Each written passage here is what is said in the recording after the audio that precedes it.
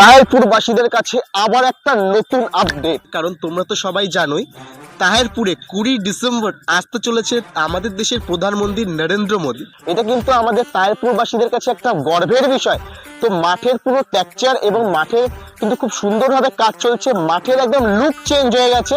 আর কবে আসতে চলেছে তোমাদের আমি ডেটটা বলে দিচ্ছি, সেটা হচ্ছে 20 ডিসেম্বর। তোমরা যারা যারা জানো অবশ্যই হয়তো সবার কাছে এই বার্তা পৌঁছে গেছে যে তাহিরপুরের বুকে 20 ডিসেম্বর নরেন্দ্র মোদী আমাদের দেশের প্রধানমন্ত্রী কিন্তু আসতে চলেছে।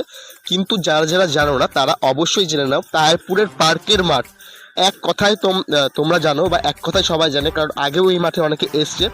তো সবাই কিন্তু খুব এক্সাইটেড হয়ে আছে, সবাই এখানে এসে সামিল হবে। যারা ভিডিওটা দূর থেকে দেখছো তাদের উদ্দেশ্যে এই ভিডিওটা আজকে বানানো, কারণ সবাই মোটামুটি জেনে গেছে যে আশেপাশে আমার লোকালে সবাই জানো তোমরা যে এদিকে যেহেতু জোর কদমে কাজ চলছে, একদম জোর কদমে কাজ চলছে।